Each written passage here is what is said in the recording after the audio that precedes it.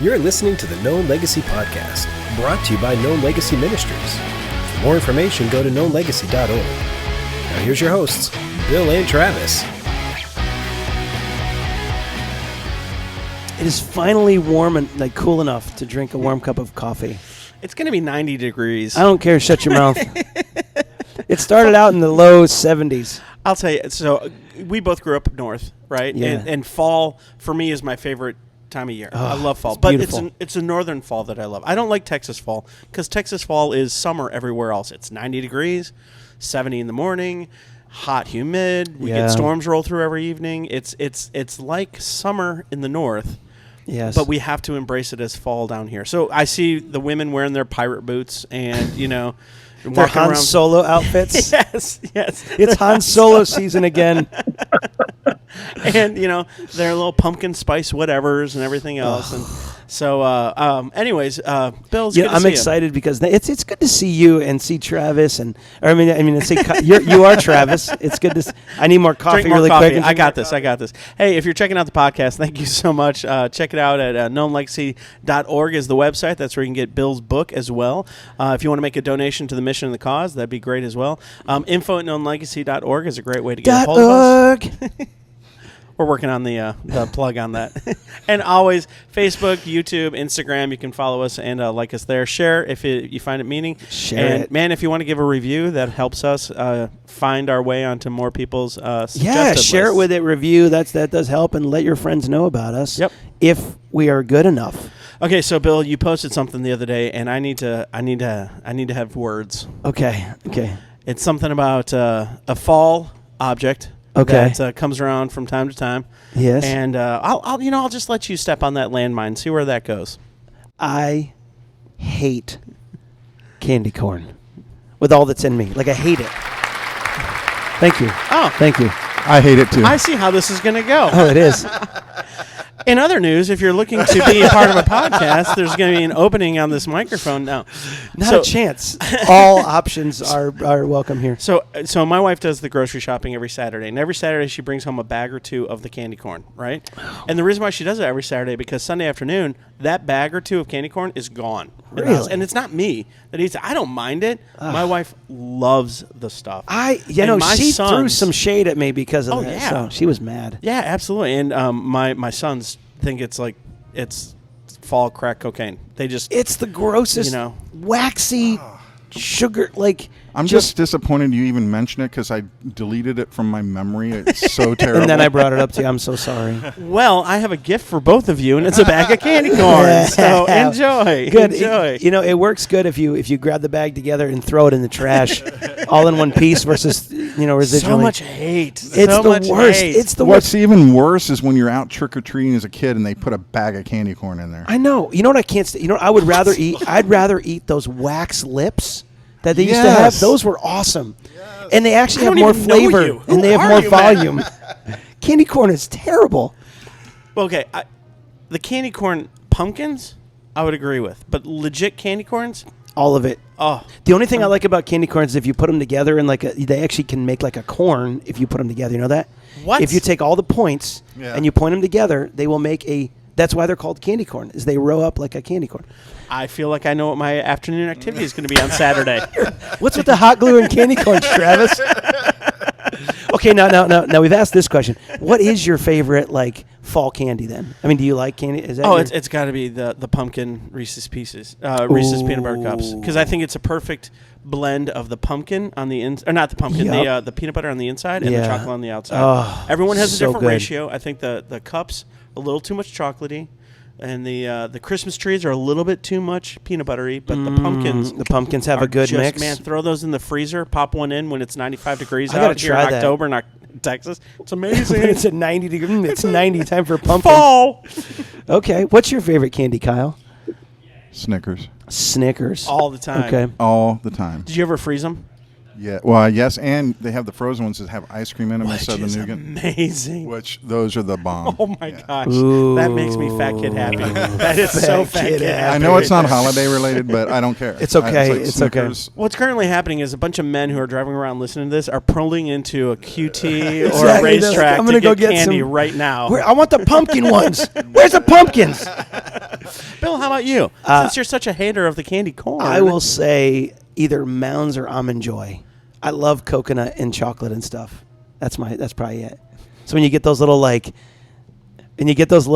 Almond Joys have nuts. Mounds don't. So, but they're good. I love Coke. I think because it's like a little bit like exotic, coconut exotic. And so that's as far as my exotic fruit goes. Growing up in New York, I totally understand. In New York, we used to have all these exotic fruits like lemons and coconuts. So, but speaking of that, we have. So I know we're speaking of exotic. We have nice a guest who has an exotic story of where his parents were missionaries. It's a really, really cool story. I'm excited to have him on. Tom Thompson, are you still there with us, or have you already hung up the phone? No, but I have to stand in for all of those of us who are addicted to candy corn. Oh! And, I have to defend it, I'm afraid. So do I need to load the scoreboard? Yes, we need to load the scoreboard. 2 for 2. Since it's 2 for 2, we're welcome to stay. This is an open forum now. So, good gracious. Comment below. We have a new yes. Yeah, let us know. Other than candy corn time, do you have a favorite candy during these fall seasons? I'm an equal opportunity offender, so. Tom's my new favorite guest right now. We like him. Well, man, we're so glad to have you on today, Tom. We were talking before this, kind of sharing, and I had a chance to listen or actually watch your testimony and story, and it was powerful. And man, I'm so glad to have you on today because I think it could be super beneficial to the guys who are listening. So, Tom, take it away. Share a little bit about yourself. Share your story if you can. And I know that it was a long story, but man, if there's a way, we'd love to hear that story today. If you could share that. Absolutely. Sure. So, a lot of times people ask you where you're from, and for a lot of people that's pretty easy. But I was born in Pennsylvania. Just was there a couple weeks at the very end of my mother and father's furlough. Ed and Ruth Thompson in '49. They left the U.S. To go be missionaries in Cambodia, and threw a little Willys Jeep on the back of a freighter, and headed over there and started a ministry with the Cambodian people. Started a small church there in Cambodia in a town called Karache, which was right on the Mekong River. And so they had been there about 10 years, and hadn't seen a lot of fruit. It was still just one fairly small church, 20 or 30 believers at the time.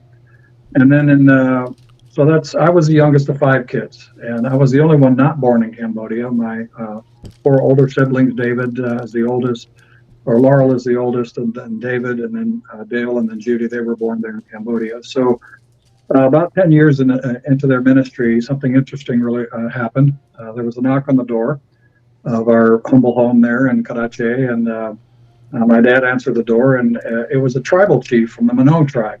And the Manhood tribe lived up in the mountains. There was about 10,000 within the tribe across about 30 different villages. And he told my father, he says, in our tribe, we believe in a heavenly God, but we don't know who he is. And we heard that you might be able, we've had stories passed down, by word of mouth over the years.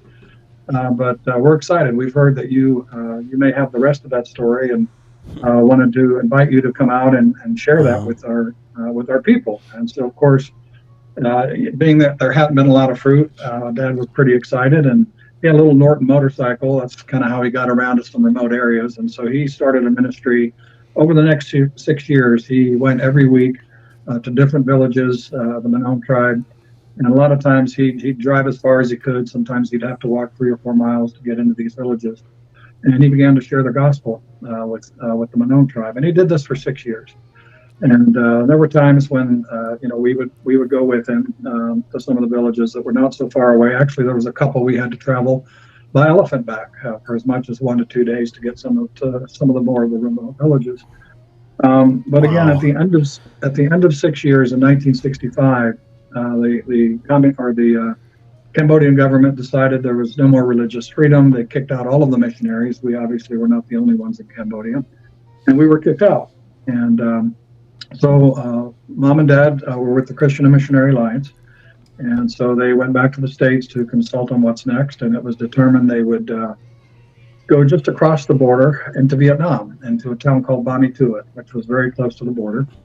And the hope was that, and my father was building a small cabin up near the border, not where we live, to where kind of make maybe a day trip up there, because being next to the border, he was hoping he might still be able to communicate with and continue to share the gospel with the Manhood tribe. But even after 6 years of ministry, there was not a single tribal person in the Manhood tribe that came to Christ.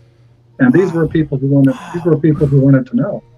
And I'm sure there must have been some frustration, wondering about the fruit, and so they had to really start over. It was determined they would work with a tribe in Vietnam called the Rade tribe, and so they had to start over. They had to learn both Vietnamese and Rade. And I will tell you that as an adult, learning languages is not only challenging, but very entertaining and comical for the people that you're serving. Yeah, I can imagine. Yes. So they quite enjoyed it. But so they started over, and for the first year and a half working, there was one pastor, a very young pastor, about 22 years old, and again another small church of maybe 20 or 30 believers there in Bamituit. Now they lived on a missionary compound. There were 7 missionaries who lived in that compound, and but it was an interesting area because again it was near the border of Cambodia, and right between Bamituit and the border was what was known as the Ho Chi Minh Trail during the Vietnam War. Yeah. Yes. That was the supply line that the North Vietnamese communists would send down their supplies, their troops, to fight against both the South Vietnamese army as well as the U.S. Army, who was there as well.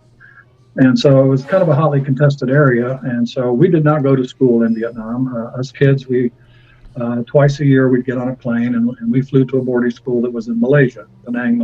First it was in the mountains of Malaysia, and then relocated down to Penang, which is an island off the coast of Malaysia. Okay. And so that's where we would go to school, and for 4 months at a time.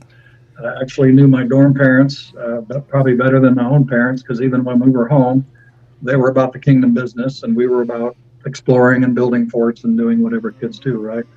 And so we were at school. Now my oldest 2 siblings, David and Judy, had already graduated from the boarding school. They were back in the States. They were in college.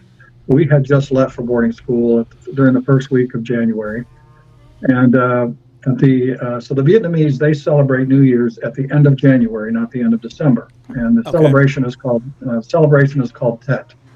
And you may recall, yes. Yeah, so you may recall there was a very large coordinated attack at the end of January 1968, and the communists basically struck 33 provincial capital cities across South Vietnam simultaneously.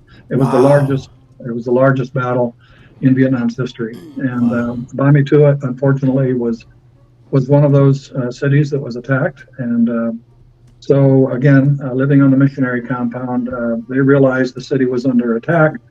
The missionaries kind of confided and said, "What should we do?" And they said, "Well, our homes could become a target, and perhaps we should relocate to." There was a kind of a storage area in the middle of the property there. There was also a leprosarium there nearby, and nurses Ruth Wilting and Betty Olson worked at that leprosarium. So they decided they would relocate to the storage area. And just as they decided that, before Bob and Carolyn Griswold, who lived in one of the homes, was able to leave their home, it was struck by rockets and it collapsed. And Bob and Carolyn Griswold perished in that. And then as the rest of the missionaries got to the storage area, they decided that would probably become a target as well. And so then my father and Bob and Miriam Zimmer were also there. They decided that we needed to come up with some kind of makeshift bunker. And we'd not really previously had attacks on the town. And so you might be thinking, well, why didn't you have a bunker already? We really didn't. And so they went into the back of the property, and we had a large hole in the ground, which was our garbage pit. And so Dad and Bob got down in there, and they started to dig out garbage. And then they got some boards and some trees and laid it over the top to make a makeshift bunker. And, you can probably imagine what it must have smelled like. And they decided they would take shelter there. And so Ruth Wilting was on the property and was coming to join the Zimmers and my parents to get into the bunker. And Betty Olson, when she was leaving the leprosarium, she was actually captured by some North Vietnamese soldiers who had already entered the property. And Wow. she was taken captive. We learned later, 2 months later, she died in captivity of dysentery. Oh.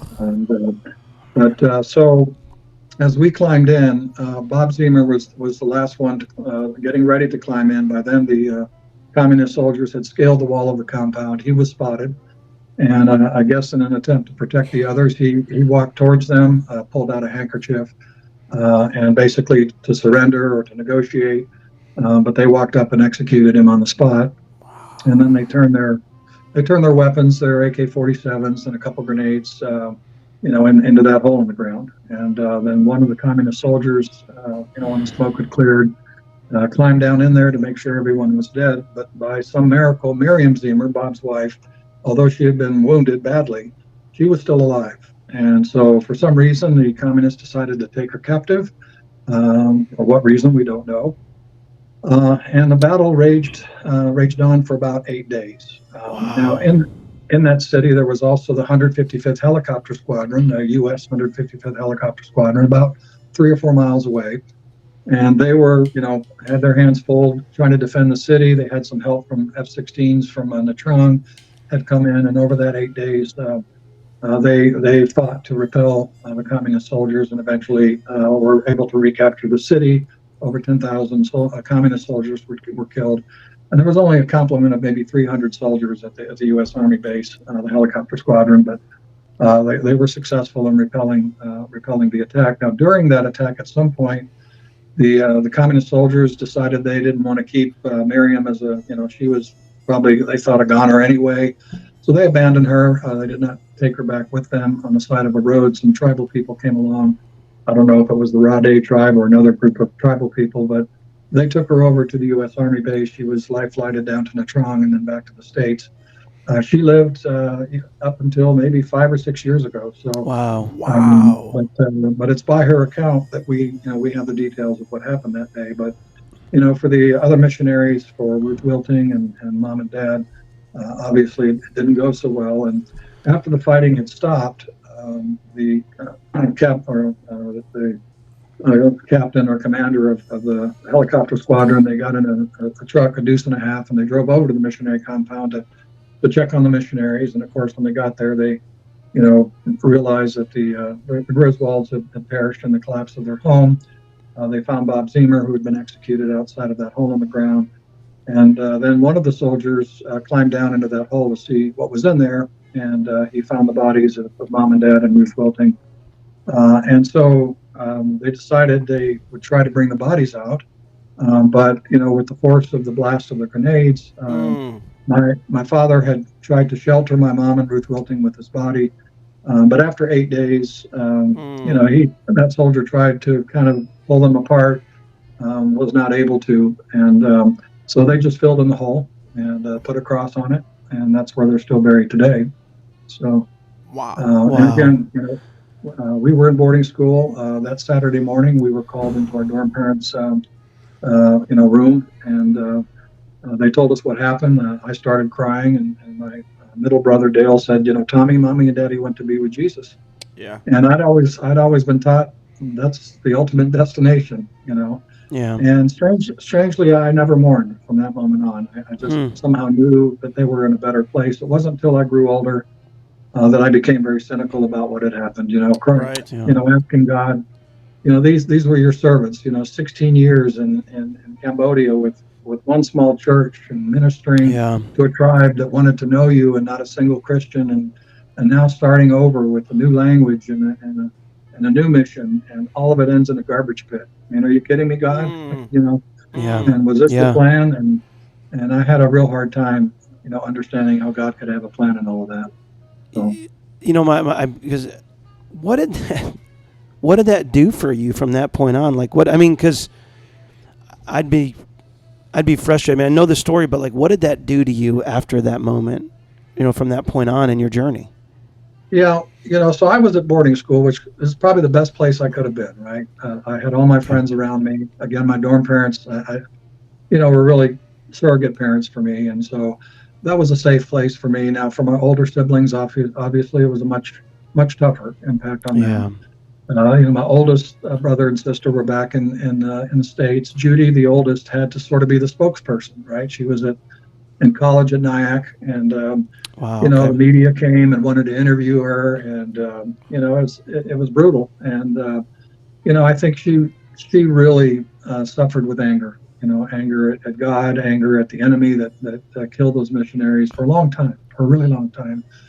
And so it was difficult for her. For me, so my aunt and uncle, my mother's sister Harriet and her husband George, Harriet and George Irwin, were also missionaries in Vietnam.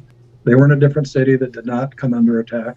So they adopted us, and we continued to live in Vietnam all the way until Vietnam fell in 1975. And I continued to go to that boarding school all the way up through the 10th grade at that point. And then I think it was, April of 75, Vietnam fell. And my parents, my adopted parents, had about 24 hours to get out of the country. They made it down to Saigon. And they were on one of the last two 747s that flew out of Saigon to Guam. That was full of orphans, and that's how they got out of Vietnam. They went back to the States and consulted with the CNMA and said, what's next? If it was me, I'd probably, be a good time to retire. Yeah. But they decided that, Vietnam was formerly known as French Indochina, right? And so there was a lot of French influence in Vietnam. And, much of the architecture was built by the French. We lived in older French homes when, most of the missionaries did when we lived there. And so it was decided they would relocate to Paris, France, initially. Okay. And they began planting churches. There was about 250,000 Vietnamese refugees that poured out of Vietnam, that were able to get out of Vietnam, and made it into France. And so they began planting churches. So it was my junior year, and they decided for continuity, they wanted to continue to send me to the boarding school all the way in Malaysia for my junior year. Okay. 2 times that year, I flew all the way to Malaysia and attended school. But then it got really expensive, and they decided, we'll just have them attend the American School of Paris. Now, this was not a Christian school. I was 17 years old, living in Paris, France. It was kind of a social awakening for me. A very difficult time for my adopted mom and dad, and dealing, with this Tommy who was kind of waking up to the world with a lot of influences from the world. And but when you're a missionary's kid, when you turn 18 and you graduate, or when you graduate, whatever age that is, you go back to the States, right? The mission no longer supports you. Man. And, today we have a halfway house, right, where kids returning from the mission field can kind of break in, right? Because, when you live your whole life overseas, coming back to the States is culture shock. Right? Yes. Yeah. I remember one time, I think I was about 5 years old, we were coming back on furlough, and I think it was on the trip coming back from Cambodia. We were in JFK Airport, and I'd kind of disappeared, and my brother got really kind of panicked and went looking for me, and he went in the restroom, and I was standing in one of the stalls flushing the toilet, because I'd never seen that before, swirling water and going down. And I thought it was pretty cool. So they sent me to live with an aunt and uncle in Detroit Lakes, Minnesota, a good Christian family. But, I had a lot of religion growing up. I was in church 4 days a week. I'd read the Bible 4 times. And, but back then there wasn't a lot of, grace. There was a lot of law, in our family. And I always seemed to live under this cloud that if I wasn't perfect, or if I'd forgotten to ask for forgiveness that day and something happened, I wasn't sure if I was going to go to heaven, And God to me was kind of dark and kind of scary. And, after all, mom and dad, didn't make it. And so I decided I'd find happiness my own way. And so I ran away from their home after only being there about 2 weeks. I went and lived in a city park. My cousin gave me a tent to live out of. And you might think, God, that must have been terrible. But, growing up in grass huts and spending nights out in the middle of nowhere in Vietnam, it was high end for me to live in a tent in the city park. And nobody bothered me, but I got a job.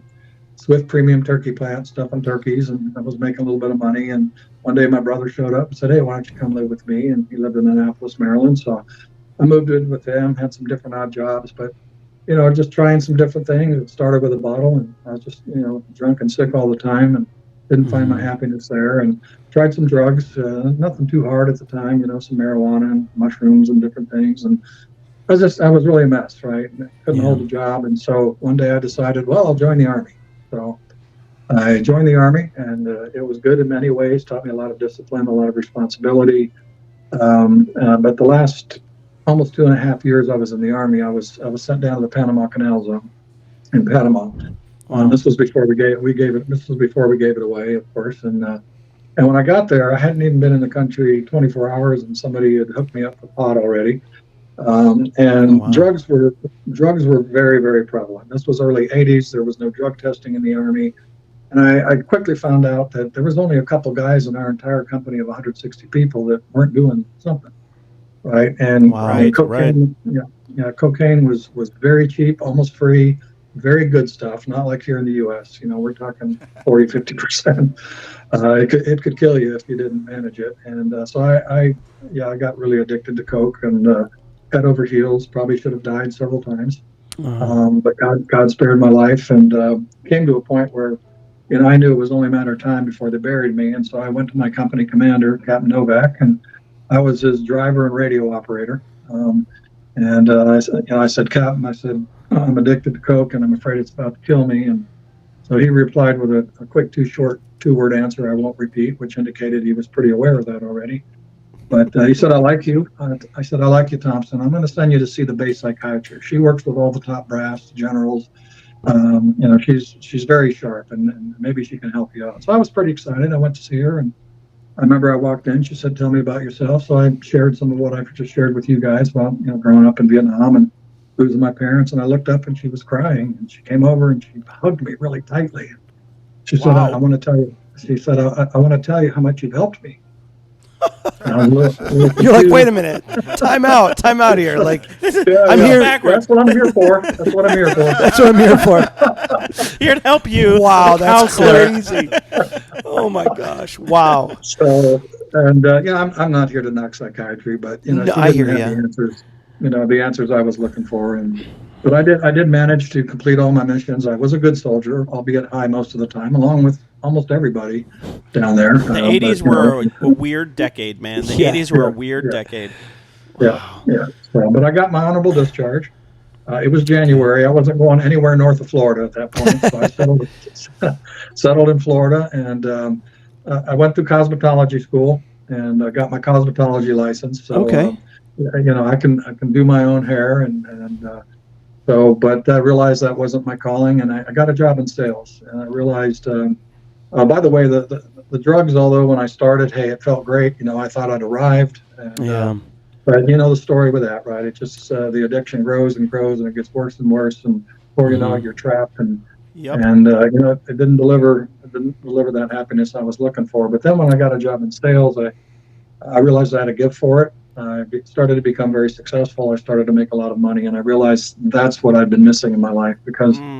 The world says if you have money, then you can buy whatever you want. And if you can buy whatever you want, you'll be happy, right? Right. Yeah. I got lots of promotions. I moved quite a bit. Ended up in Tennessee. I was executive director over Tennessee and Kentucky for a multi-billion-dollar company. Wow. And the world would say I had arrived, right? Right. I had all the stuff, the sports cars, the home, swimming pools, country club memberships, and on the outside it looked great. But on the inside I was about as ugly as it gets, and I was about as empty as it gets. And, I didn't have anybody really to share that with, and I was not somebody you would want to work for. I was a king-size jerk, and if you weren't about making me successful, I just didn't have time for you in the business. And we had about 75 employees. And I remember I was playing golf on the Legends one day and with a buddy of mine, and still a good friend, but we just two of us. We caught up with the twosome in front of us on the fifth hole at the Legends Club, and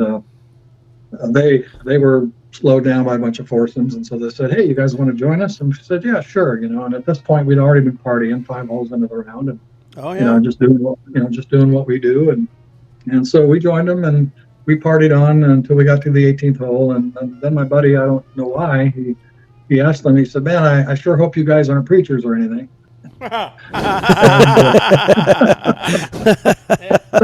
Man, preachers well, have a way to make the golf course a mission field. Let me tell you. Yes, they do. And we hadn't noticed that we were the only ones partying either. So at that point, because we were kind of oblivious, and so Louis King, who is to this day a very good friend of mine, he looked at me and he gave me that Ronald Reagan answer, right? Well, and he went on to tell me that he was a pastor at New Hope Community Church, which I still attend today. Wow. And he invited us to come to church that day, and it would have been nice if we'd have taken him up on that, but we just laughed at him and thanked him for the round and kind of went our own way. But it was about 2 years later, and my daughter was 8 years old, Sabrina, and I knew that she needed something more than what the world was selling, and I remembered the name of that church. And this is a story about why we're not called to save people; we're called to plant seeds. We don't know, right, what's going to happen with that. That's a good point. We don't know. Yeah. And that seed had been planted, and I walked through the back doors of that church. My daughter went off to Awana classes, and kids church and programs, and I moved around now every Sunday so that Pastor Paul could never get a fix on me, but it was about two years of attending that church, and and I'd been listening, and remember I came from a missionary's kid background, but so much of this was new to me.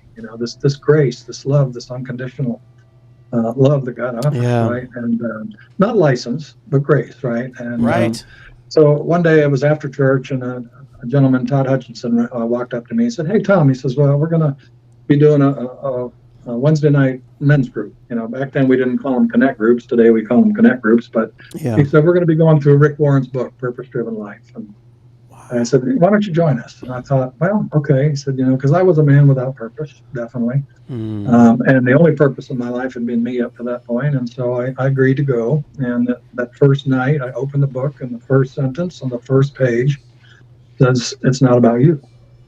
And I wasn't really familiar with that concept. But as I read on, I began to learn that I was created with intention. I was created for a purpose.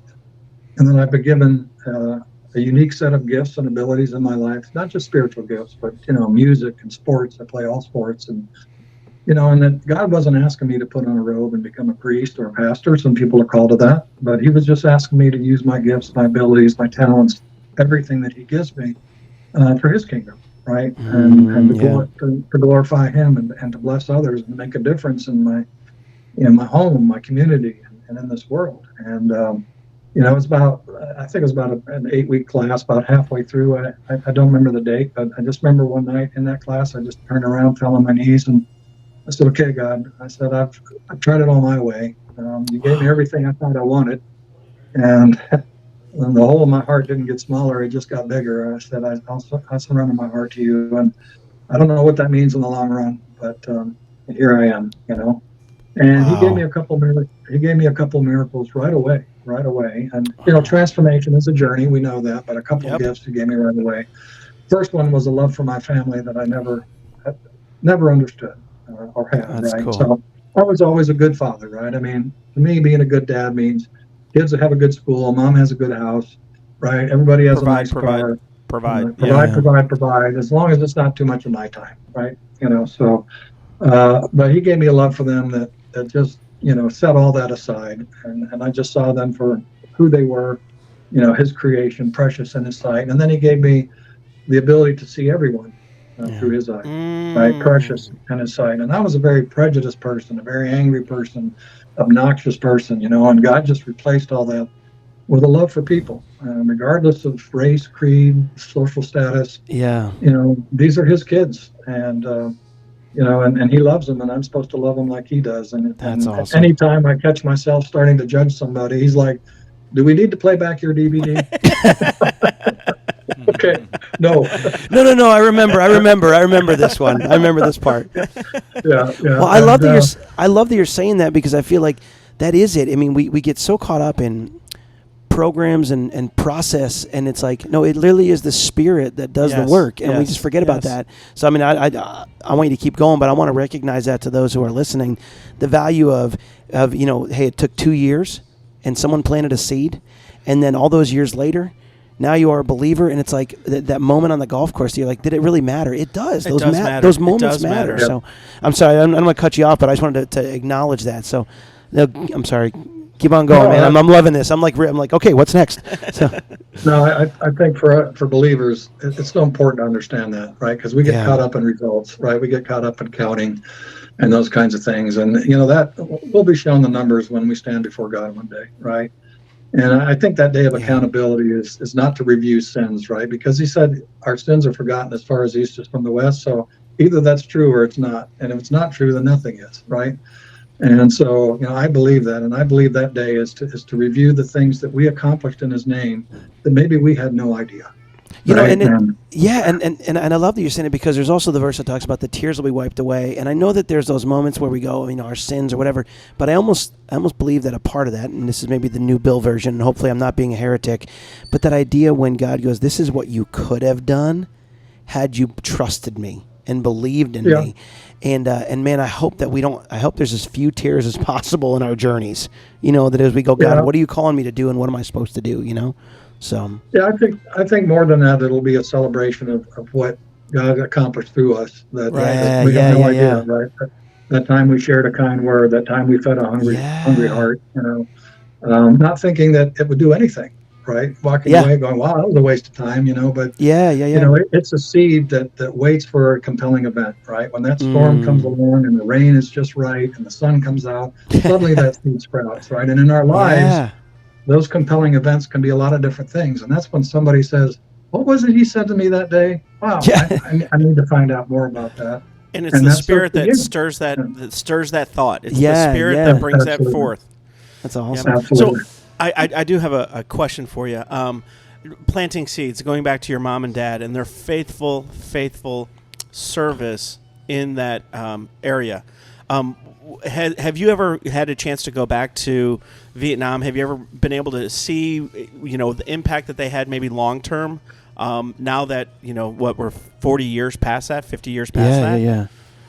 Yeah, so that's kind of the second part of the story is that, we always wanted to go back, but that missionary compound at the end of the war became a communist military training compound. Okay. Wow. So the grave had become overgrown in the back of the compound. That's just the way the government wanted it, forgotten, sight unseen. And for about 15 years, up until 2010, my oldest brother went on to be a missionary surgeon in Africa. He was there for about 42 years, first in Gabon, Africa, and then in Egypt. So the last 15 years, he'd been sending letters, and I didn't even know this, to the governor of that area, Bobby Tuitt, asking permission for us kids to be able to come back and visit the grave. And never got an answer, 15 years, but he was persistent. He kept writing the letters. And then one day in July of 2009, we got a letter from a governor. And he said, yes, I've received your request. He said, I'm going to allow you to come, and you need to come on December 17th at 3:30 p.m. Okay. The exact moment. Not precise.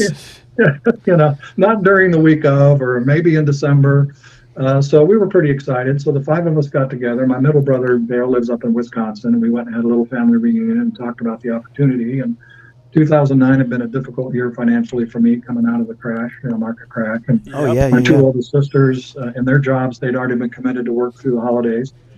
So it was looking, tough, right? Impossible, maybe. And I remember thinking this is impossible. And David, my oldest brother, said, well, let's just pray. And if God wants us to go, he'll make a way, right? And I remember thinking, sure. Yeah, thanks a lot. Thanks. Thank you for praying. You know what I'm saying? So it wasn't even a week later. David was back in California, and they were on furlough at the time. Okay. And he ran into a couple that had paid his way through med school some 40 years earlier. He went to med school in Pittsburgh.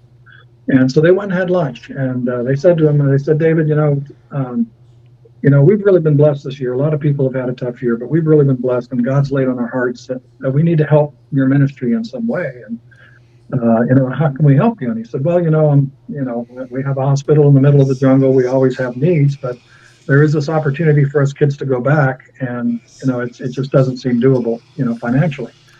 And so they said, well, how much do you think it would cost? And David said, probably $25,000, and they said, that's it. And they said, you kids go. He said, we'll cover everything for you guys. And so then my sisters went to their bosses who had already committed them to work through the holidays and explained the situation. It was met with grace, and They were told, Wow. yeah, you can go. And my schedule was fairly flexible, and so within a week, God had removed all of the roadblocks, and He doesn't just answer prayer; He does it in style sometimes. I remember Yes, he uh, does. we checked in to Japan Airlines in Chicago for a 22-hour trip to Saigon. They handed us our boarding passes, and we were in executive business class. And so Nice. not only did they pay for our tickets, they put us in comfort for at least on the way there. And so now my oldest sister Judy had somehow mixed up the dates, and so she'd missed her flight and was going to have to try to come the next day, which she did later, and she also got boarded on executive business class. And then my brother David and Becky were back in Gabon, Africa, and they were going to fly from there to meet us in Saigon. And so the three of us we boarded and we flew into Saigon, Vietnam, now known as Ho Chi Minh City, of course, and we got in about midday, and so we had some time to walk around the city. And sometimes people ask me, what did it feel like? I mean, were you overwhelmed? And all I remember is that I felt like I was home. Right? I mean, this is where I grew up. Yeah. Just to be walking around and just being surrounded in the culture again, and it was wonderful. And it wasn't until the next day we got on a smaller turboprop, and it's about an hour flight up to Bami Tuat. We were flying in over the city, about to land. It's kind of when the emotions hit me full blast, that I was really coming home at this point. And when we landed, I remember I told you there was a young pastor of that small church. I was 22 years old, who helped to bury my mom and dad, or fill in that hole, I guess. He was there to meet us some 41 years later. And he and his son were there, and a lot of tears and hugs. And he said, I have so many incredible things to show you, but first let's go back to the hotel, get you settled. So we went to the hotel. We just put our bags in our room. Phones rang, and it was him. He said, you need to come back down to the foyer. So we came back down to the foyer. And he said, oh, the governor just called. Yeah. And he said he wants to meet with all of you tomorrow at 9 o'clock in the morning. And Oh, wow. that wasn't really, had been part of the plan at that point, but he wasn't really asking. And so the next morning, he sent a couple cars to pick us up, and we went to the palace, big, beautiful building, and we walk in this huge room. And in this huge room, there's like a bunch of tables behind each other, big, wide beautiful mahogany tables. And the governor's sitting right there in the middle of like the second one, and his police chief is sitting to the right of him. Now, remember, this is a Saturday morning at 9 o'clock, and here's what's interesting. His entire cabinet was in there with him. Wow. So all the ministers, agriculture, minister of religion, minister of tourism, industry, probably about 20 ministers are in the room. There's lights, there's cameras, there's microphones. Now, my oldest brother and sister hadn't got in yet, so it was just the three of us and this little Rade pastor who's about 4'5". He speaks English, Vietnamese, as well as Rade, right? But he, I think I said Kaha, but he was a Rade pastor, and so he was going to be our translator. So everything that happened next was all through translation. And so the governor pointed right at me, and he said, "Why are you here?" And I remember the first thing I did was I said a quick prayer. Right? I said, "Holy Spirit, I got nothing."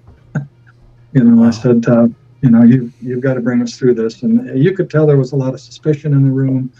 And I found myself saying, well, in your culture, it's very important that you honor those who have passed away. And we're so grateful that you've given our family an opportunity to do the same thing and give us the chance to come.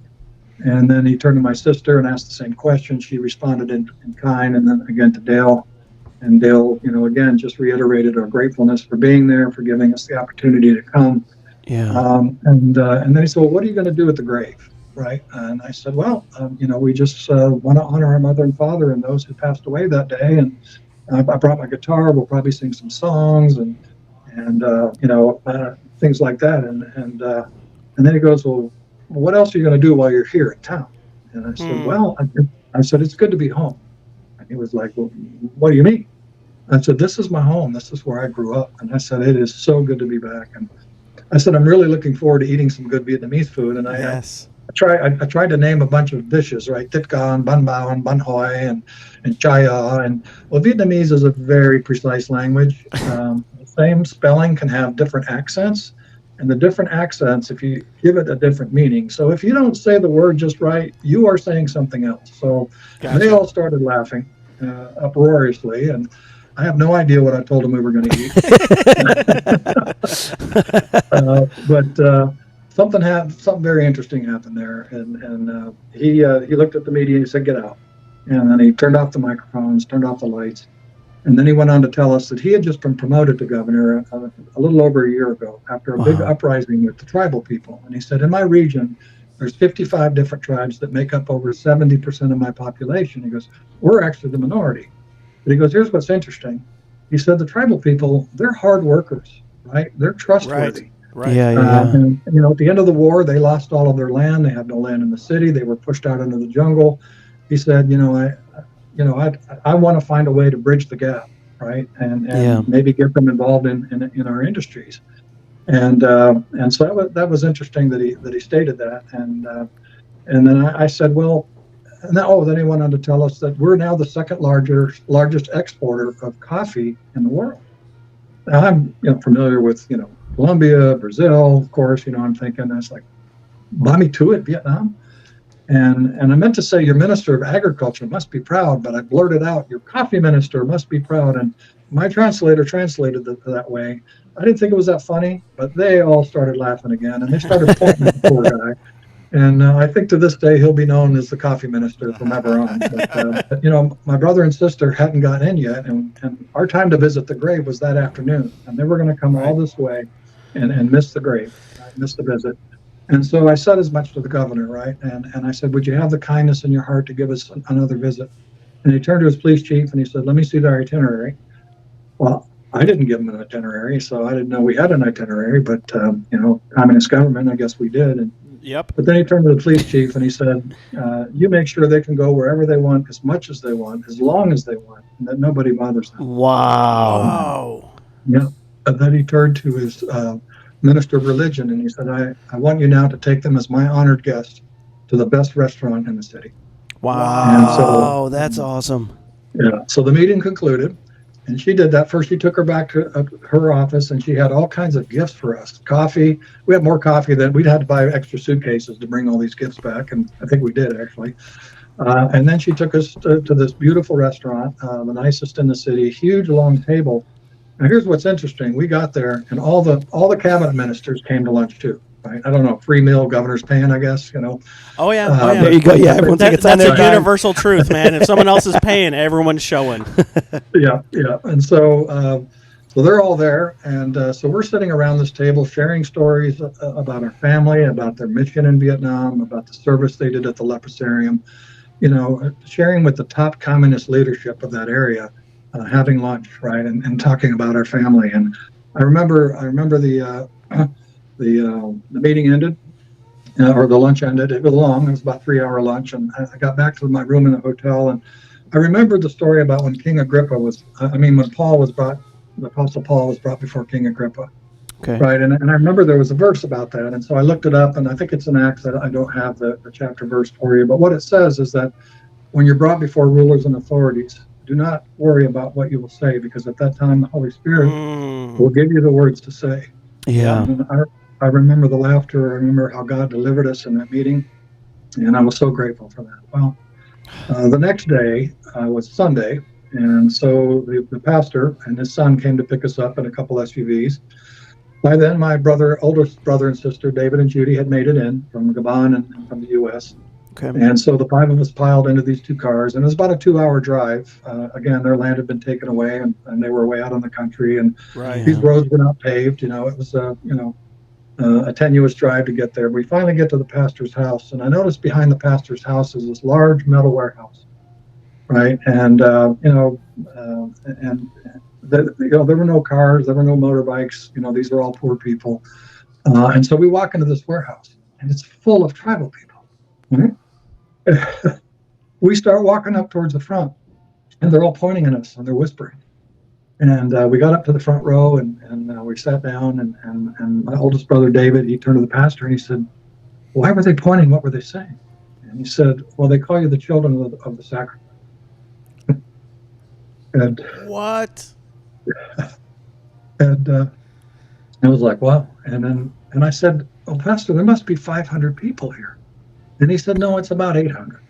Wow. And he said, "It's the first of 3 services." And he said, "This is one home." He said, "This is one home church. He said there's more than 300 just like it in this region. Wow. And he said, it's don't ask, don't tell. The government doesn't want to know about it. But we have more than 300 home churches. It's kind of a big church to call a home church, right? Yeah, he's going to say, it's a large home. It's a big home. Here's what's funny. We got there at 9:30. It's standing room only. People are leaning in the windows, right? It's packed. It's 9:30. The service doesn't even start until 10. Imagine that, right? So I had to joke with my pastor about that one. So as we're out in that foyer lassoing people, trying to get them in at the start of the service. But anyway. So you're telling me? I'm sorry. I was going to say. Please. So just to get clarity, 300 churches. Is that what you said? Yes. Of people that were impacted by your father and mother. Yes, and other missionaries who died there that day. And I'll touch on that in a minute because in their culture, nobody dies for somebody else. We celebrate that in our culture, right? We celebrate heroes, a guy who jumps on a grenade. All of those kinds of things, right? Someone who gives their life for someone else. But in their culture, nobody does that, right? They're not even familiar with the concept. And, but when they saw it happen, right? So the gospel message of Jesus dying for someone else, when they saw that action happen, it was a catalyst that changed everything. And it got even more interesting. After the service, and we were showered with gifts again, by tribal Bibles and these hand-woven cloths and things they gave us. And all these different choirs came up, right? Children's choirs and youth choirs and women's choir and men's choir. And then the congregation began singing for about 30 minutes. And I thought the roof was going to collapse. I've never heard singing like that, right? Just praising God. And so the service was over and the pastor said, let's have lunch. I have more to tell you. And I was like, how could you have more to tell? Like, what else is there? Yeah. But wait, there's more.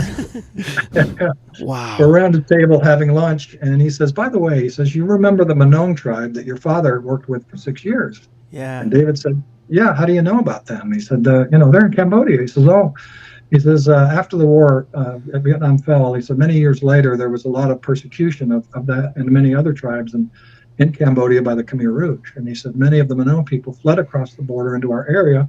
And we came to know many of them and still do to this day. He said, matter of fact, several of them were in church today. And he said, what your mother and father never knew was that in their culture, in their tribe, no one can become a Christian unless the family votes on it.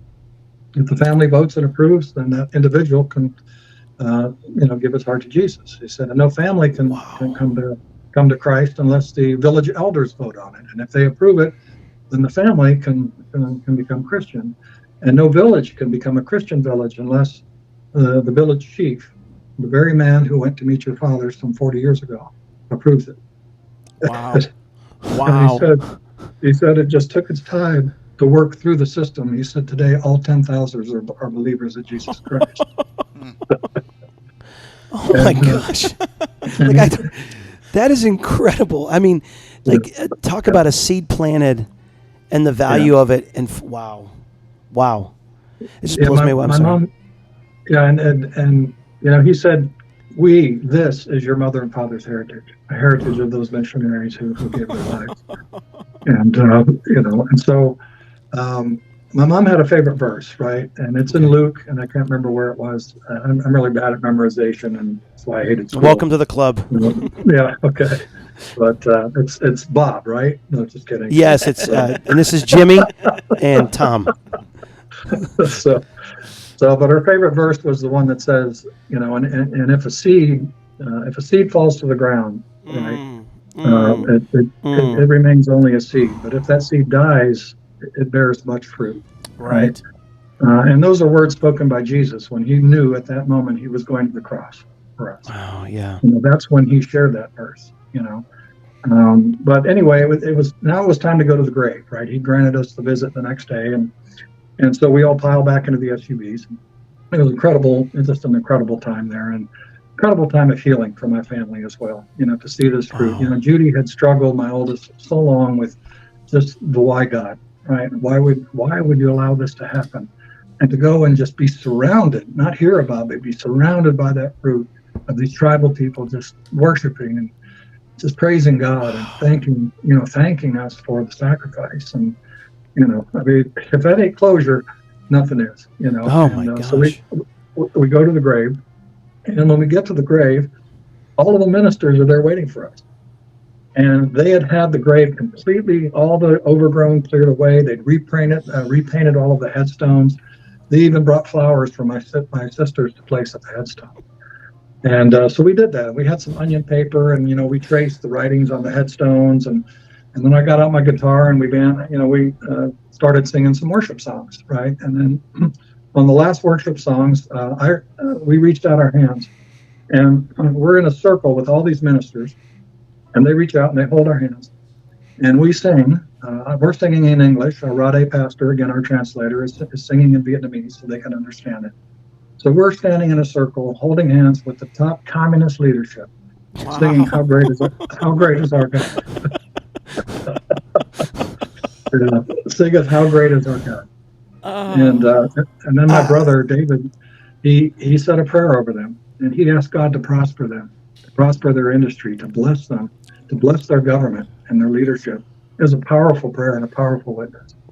And then we concluded, and we were getting ready to leave, and the minister of religion walked up to us, and she said, "Oh, I have a document the government the governor wanted me to share with you. He wasn't able to be here today, but it's a land grant, and he had granted 7 acres of land within the city for the tribal people to build a church within the city limits." What?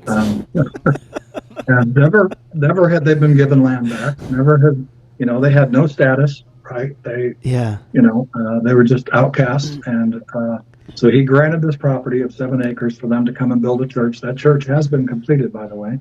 Yeah. And he wanted you to know this, and he said, furthermore, he'll arrange to have their grave relocated to that property, so the people they serve can come and honor them. And I don't know if the grave has been moved yet. I know the church has been completed, but here's the beauty. He said, today, tribal people who were outcast, persecuted. That young pastor had been jailed at least 3 times for sharing the gospel, for his faith. Those tribal people were now able to worship in a church on land ordained by the communist government, free from persecution. Oh man, how great is our God, man! That is how great is our God. So in the trials and in the struggles of life, if people ask you, does God have a plan in that? Does He have a purpose in that?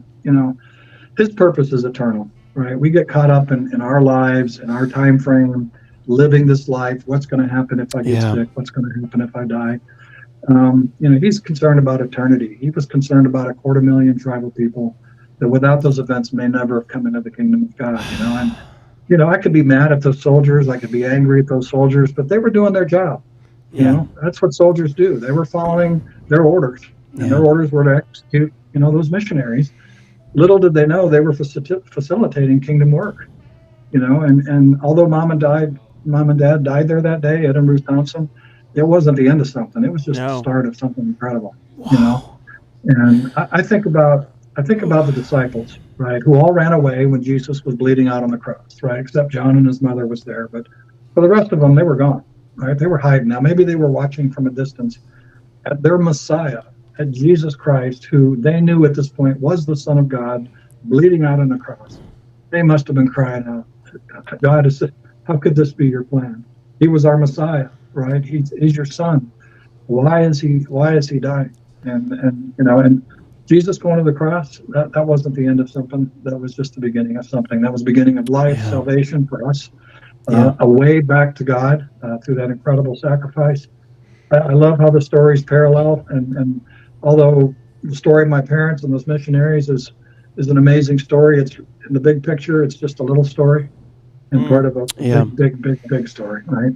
So, as we're wrapping up, I would love you to share, I mean, like you did, but what would you say to the man in ministry or the person who feels like they're trying to pour out and they literally feel like they can't see anything, like they've done all this work and they're ready to call it quits? What would you say to them? I mean, I feel like you did, but I want you to talk right to that person right now, to the person who's listening that's like, I'm ready to give it up because it just doesn't feel like it's worth it. What would you say to them? I'll use myself as an example. Okay, I'm in sales. I'm very results oriented, right? So numbers are important to me, right? Results are important to me. I've been going to Ukraine every year for the last 15 years, sharing the gospel, sharing my testimony. Not the last 2 years, but the 15 prior to that. And there were many times when I would share, we did a lot of sports ministries with young guys, right? Yeah. High school, college level kids, troublemakers, not really interested in anything you had to say, and there were many times, I'd come back to the States going, wow, I wonder if, that was worth anything, right? Yeah. But then when you go back, and it's been a few years, you go back and some guy walks up to you and says, hey, you don't remember me. We were down in the Black Sea. It was a hot, miserable 9 days, and you were down there serving us and sharing your story and playing soccer with us and doing all this stuff. And he said, I want you to know today I'm a missionary in China because you had the courage to not only serve us and spend that time with us, but to share your life, to share about Jesus. He said, I laughed at you, right? I laughed at you. But he said, you didn't know this, but not even a month later, I gave my heart to Jesus. And, Wow. And they're not all going to come up to you, right? The impacts of your seats, right? And because I'm results oriented, I think God protects me from the results, because then I would, of course, take credit and pat myself on the back. Right. But just be faithful to know that the results, you're not responsible for the results, right? And if you're trying to measure it based on results, you're always going to come up short. You're always going to be frustrated, right? If at the end of the day you can say, I responded to a divine appointment, I answered the call, I made myself available, I listened to their story, I shared my story of what God's done in my life, right? I related to them, I gave them something to hold on to. You've accomplished the mission.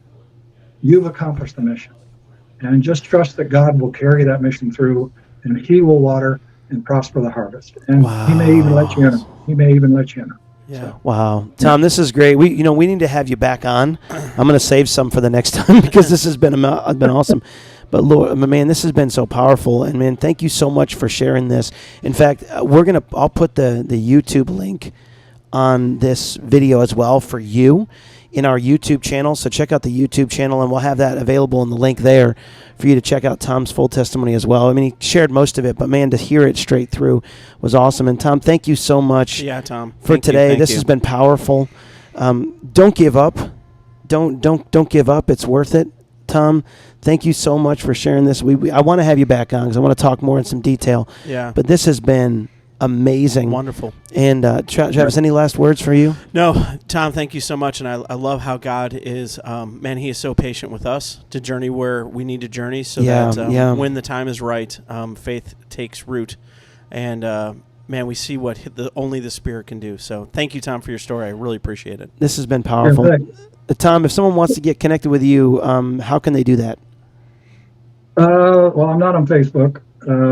Probably the best thing in the world. I'm not. Those are the best words in the world. I don't need to know what everyone's having for lunch, but yeah, right. So that has more to do with temptation, right, and all the stuff that social media throws at you. And, it's we all have thorns in our sides and weaknesses we struggle with, but I did want to speak to that, right, because I love Philippians 1:6. It's my favorite verse, right? God will be faithful to complete His journey in us, and because firstly it implies that there's no arrival, right?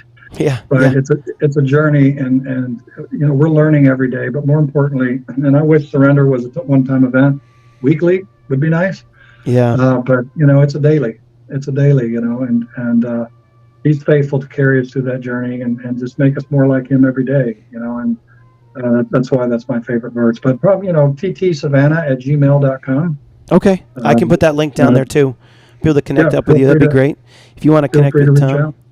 Tom, thank you. I'm on LinkedIn. Yeah, I'm LinkedIn as well. You're on LinkedIn. Yep. I think we're actually friends on LinkedIn, so it's official. So, but no, Tom, this has been awesome. Yeah, and Tom, thank you so much for sharing today. Yeah.